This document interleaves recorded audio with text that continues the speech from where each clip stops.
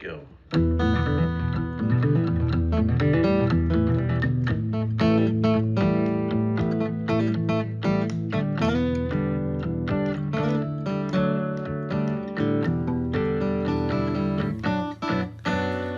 DanGryder, probable cause, November 9, 2025, another Sunday evening. Glad to have you with us in here.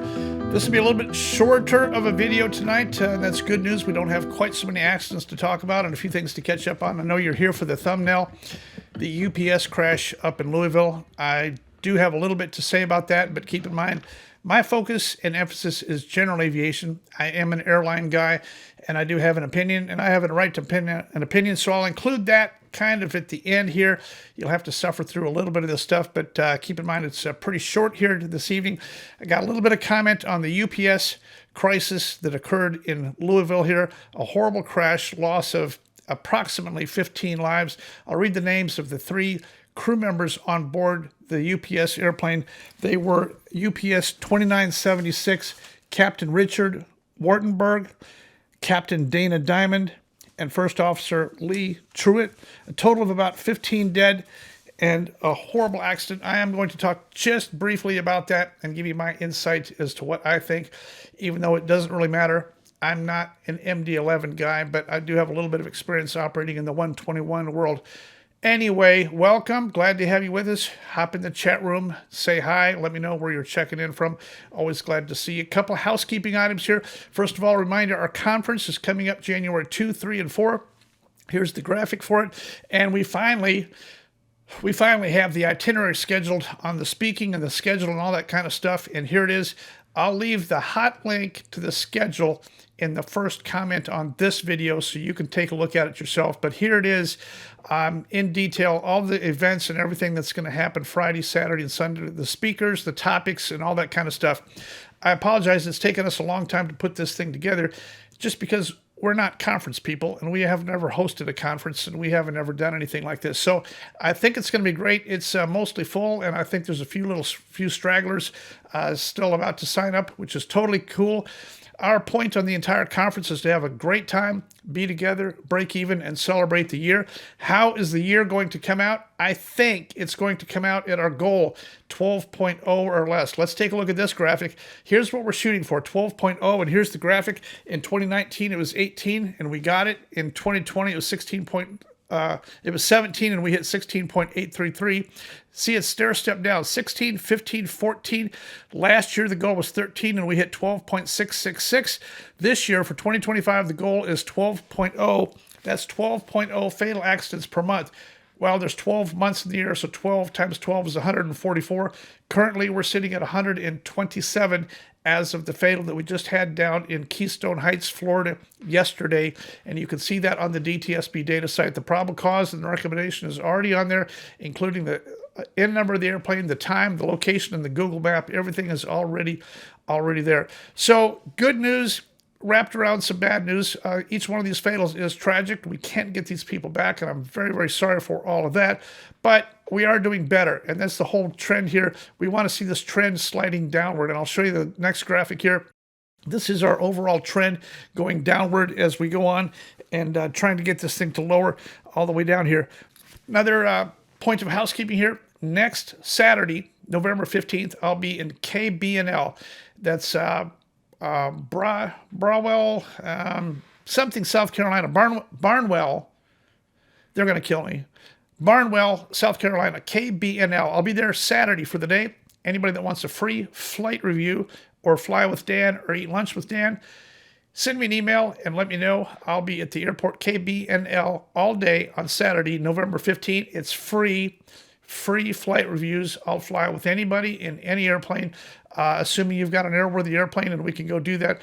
I'd be glad to hop in your airplane and take, we'll do our ground school and our required stuff, and we'll get you a flight review in your airplane if you're needing one, or if you just want to fly with Dan. That's next Saturday, KBNL.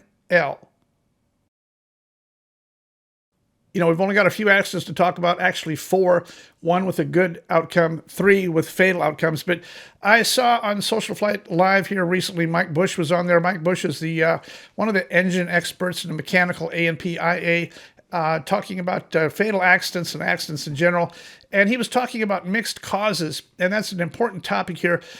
The mixed cause on this thing, he's trying to say that if an airplane takes off and has an engine failure at 400 feet and they end up trying to turn around and killing themselves, that's a mixed cause. Well, to me, it's not.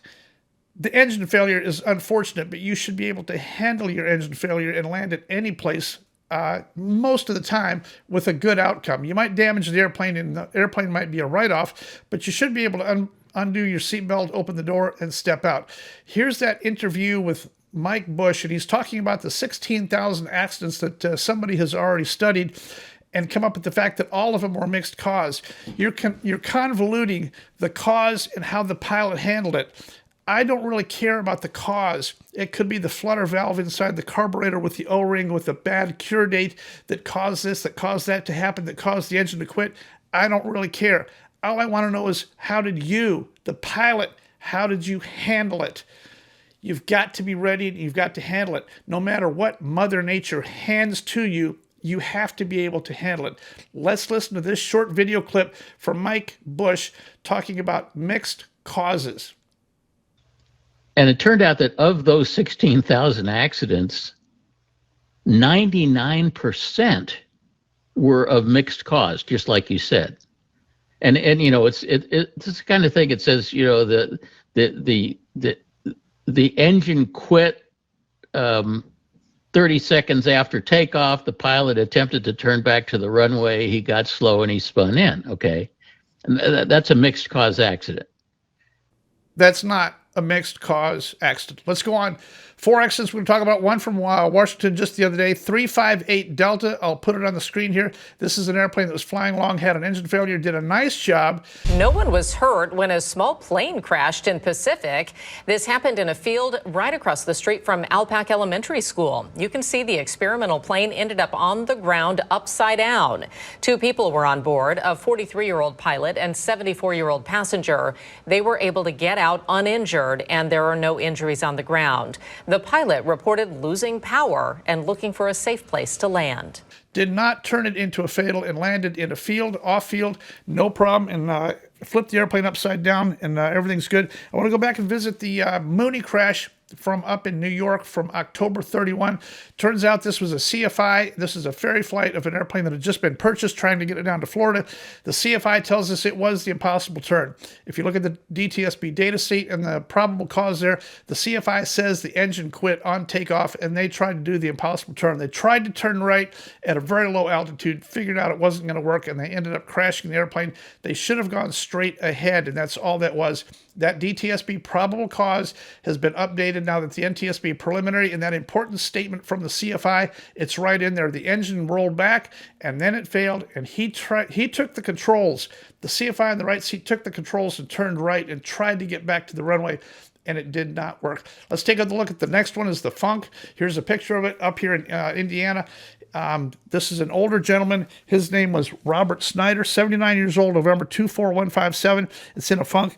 I really am kind of at a loss on this one. He's 79 years old, Dave VFR. There's not really anything that happened here. The airplane definitely caught fire a little bit after it hit the ground, but it's not burnt very badly. And yet, Mr. Snyder still ended up dying. I don't know if maybe he had a heart attack or a stroke in flight and tried to get it on the ground and hit the tree. Tons of wide open space, and he's a very experienced guy. Which came first, the chicken or the egg? I don't know. If a medical condition forced him to make a forced landing and he hit a tree and then a fire broke out, or if maybe he had a fire in flight and he had to hurry to put it on the ground and something else happened. But in any case, the fire to me did not look bad enough to have caused the death of Mr. Snyder, so I don't know. I'm waiting for the preliminary on that one. The very next one is the accident from November 8th, which was just yesterday, the Extra 300, Warren Killier, 41 years old, November 300, Sierra Lima. Here's a picture of him. What an unfortunate accident. Inverted flat spin down at Keystone Heights, Florida, and that takes our accident rate back up to 12.341 for the year. As I know of right now, and I'm just shooting this on Sunday afternoon, so I don't know. Maybe something else has happened this morning that I don't know about. But in any case, Mr. Warren down there leaves a family behind, a legacy, an excellent guy, Everybody knew him and everybody liked him. Here's a picture of him with Rob. Ironic that both Warren and Rob in this picture here, both of these pilots are dead from the air show world. This is the air show has taken two great family guys here from us, and I wish there was a way to get around that. All right, let's move on. You know, of all the AQP scenarios that we have listed, one of the most heart-wrenching ones is always the out-of-gas one. Most of the time, it's fatal. I wanted to show you this one from just a few years ago. Our friend Ty Ramey ran the B-25 out of gas and then said that he ran this B-25 out of gas. Here's the DTSB final result on this. No doubt, ran it out of gas. I can't understand why you'd be flying around in a B-25 out of gas, but they did belly this thing in. Fortunately, on this one, everyone survived, and my very best to Ty Ramey, and hope that he can learn to fly with a little bit more fuel. Remember, 30 minutes day VFR is not enough, especially in a Warbird. 30 minutes day VFR is nothing. Should be 1 hour absolute minimum. I wouldn't come anywhere close to less than an hour's reserve in a big airplane sucking that kind of gas. All right, let's talk about the UPS crash here. I got 3 views I'm going to show you. Here's the first one here. This is an uncut version, so it's got some language in here. This is the guys going down the road, the taxiway, and they're filming as this thing's happening. Check this out. Bro, get the fuck away from here, like turn around. Bro, no, hold on. I think it's gonna crash, bro. Holy shit. Holy shit. Holy shit. Damn, they're dead. They are dead, bro. Now here's some video footage of this thing coming kind of overhead towards you. You can see this thing never made it to basically above 100 AGL. Did not make it very high, but here it is going overhead into a big fireball. Just hooking slightly to the left off of 17 right and into this industrial area. Here's this video footage. And now finally, here's the side view of this thing. You can see the right wing in the air. This left wing fell down and it dug into the building or terrain or something, but it caused it to cartwheel and flip. And really, once this thing hits, it's all over. So what caused this? We're going to get to that in 1 second. Before we do that, I want to review that the NTSB initially came out and said that this thing made it to 450 AGL. Here's the video clip of the NTSB talking about how high the airplane made it. They were going by ADSB data and they speculated. I can't believe they rushed to speculate and post an altitude for which they later had to come back and correct and say, no, that wasn't right. NTSB, I don't get it. As you may have seen, or you may not have seen, but we actually sent a tweet out about the last 30 minutes. And so I want to make sure we read that for you so you know. During yesterday's media briefing, the preliminary information we reported was that the FAA ADSB data indicated a GPS altitude of 475 feet. When considering how FAA ADSB data is reported, this equates to approximately 100 feet above ground level. My opinion on this, which came first, the chicken or the egg, they say that an uncontained engine failure could cause the engine to fall off the pylon. I disagree. Maybe so, but I'm going to go out on a limb and say I don't think that an engine problem caused this engine to physically depart the airplane. The engine is on pylons and it's held on there very securely. That engine can grenade into a million pieces, but it's still going to be on the mount. It's basically like it's welded on there. I can't believe that an uncontained engine failure could yank the engine off the mount. We'll see in the final result what the truth was here, but either the engine exploded and ripped it off the pylon, which I doubt, or after takeoff, this engine fell off of its mount due to missing bolt, fatigue, cracks, engine mount cracks, or something like that. And as it left, that's what broke the fuel lines over, and that's what caused the fire. That's my take on it right there. I know that they got this thing in the air. They got it past V1, VR, and V2. They never got to positive rate. They never elected to put the gear up, and they never made it to more than 100 feet. I think they did an amazing job of maintaining wings level with what they had. Was this pilot error? No, it was not. This was a complete mechanical failure of some kind, and these guys got handed this situation. I think they did the very, very best that they could have done with it under the circumstances. I don't think Chuck Yeager could have done any better. This engine left the airplane. It caused the fire. It caused the fireball, and that adverse yaw. It caused that airplane to roll hard left, and they're along for the ride. There's absolutely nothing that could be done. Our sincerest respects and condolences to family and friends of this crew. In addition to the people on the ground, there's still people that are missing and families that are hurting. A devastation, a war zone up there in Louisville off the end of 17 left. I'm going to show you some footage here from the air. You've all seen what it looked like with fire going on and all that kind of stuff. Here's what it looks like after the fire is out. Here's some aerial footage of the scene. You can see this thing hooked to the left, and it dug into this top of this building, and it cartwheeled in.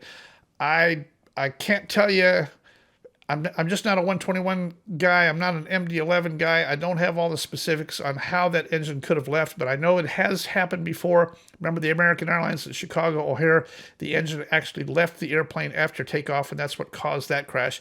This, to me, looks very, very similar. I think the engine simply left the airplane, and that's what was the start of all the rest of the sequence. Everything that happened was because that engine departed first, is my official take. And remember, I'm entitled to an opinion. I have an opinion, and I'm going to give it to you. That's my opinion on all of it. Let's take a look at the data one more time here for the year 2019 through 2025, and that's where we want to be. There's our trend, the graphics for it, drawn by Landon, our DTSB graphics guy. And very importantly, before we close here, I want to go over where we're doing good and where we're not doing so good here. Remember, there's only 2 AQP categories that are up. Number one is 7A. We're flying into power lines. In 2024, we only did that once. In 2025, we've done that 9 times. And the second one is the impossible turn. 2024, we did it 5 times. In 2025, we've done it 8 times. Actually 9, now that we know what happened on the Mooney. The Mooney was also an impossible turn. So we've gone from 5 last year to 9 this year. Somebody, I'm not sure who, is out there advocating for the impossible turn. Finally, just before we go, I'm going to show you this one Oshkosh clip. Oshkosh and Sun Fun continue to aggravate me on the arrival procedures and the archaic method of getting that stuff in there, especially Oshkosh. Here's some footage of a 172. I just want you to watch this 60-second clip. This guy is on left downwind for 1-8, then left base. He's been instructed to follow the tri-motor, and he's forced to land over the top of a tri-motor and land long. Check this out.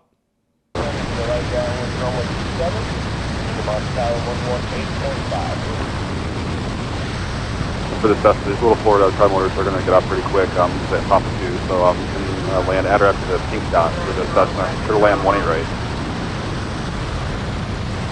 Mowing about a half mile southwest off the white nose, 1 mile southwest of 5th off the wing. Mowing good right, start your descent, 1,000 meter right there, heading 0902 eastbound. Intercept the highway and stop your right wing, we're bringing straight into the and the forward turn in, please to blue dot, that turn coming in. right, start that turn, keep it going. Go forward, Wilco. Thank you. Good turn right there, 1,800. Let's hear to the downwind. Contact out 126.6. That's looking good. The Ford's going to land pretty short, so they're going to land over them on a pink dot. So base looks good. Keep it coming in. Whoever just heard Next up, everybody. Good job, Ford. Over 5th, so just heard. Wind 190 to 11. That was you. If not, then it wasn't you. That's good. Keep it cranking into the pink dot. Big Ford, keep line base. Big Ford, Roger. Report a 2 mile left base, 20 right. Big Ford, Cessna, just keep it up, Cessna. Just keep it up. The Ford will be off the first hard surface. Just keep it up. Keep it up. Keep it up. Give it power, Cessna. Give it some power. There you go. Keep it. You'll land long there, Cessna. You're landing long. Ford will make the left turn off of the next hard surface. You just keep it high, Cessna. There you go, Cessna. You can put it down on the pink dot. Or after sun too.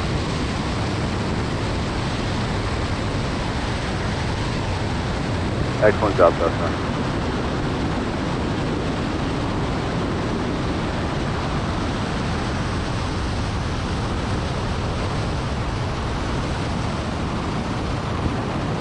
MFib up for departure and start your descent and turn downwind.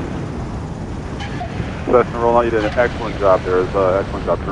Unbelievable chaos, non-standard. There is no waiver for landing over top of another airplane. There is a waiver for reduced runway separation minimums, but this is completely out of the water, completely illegal, and it's complete chaos. I don't know why people participate in that, and I don't know why the FAA encourages non-stable approaches, landing too close, landing over the top of other airplanes. Oshkosh, no. That's where you cannot be doing that, and that explains all the accidents every year up there. Last year there was 11 of them. Fortunately, no fatals. All right, I'm gonna get off my high horse here. I appreciate you hanging around. Come see me in South Carolina, KBNL on Saturday. Send me an email if you'd like to fly with me, and I'll schedule that for you. It's free. I can't do any better than free. If you'd like to eat lunch or dinner up there on that Saturday, November 15th, I'd love to see you. I'm gonna get out here and get this video up and on the air for my tiny little itty-bitty fledgling YouTube channel, Dan Gryder. Probable cause.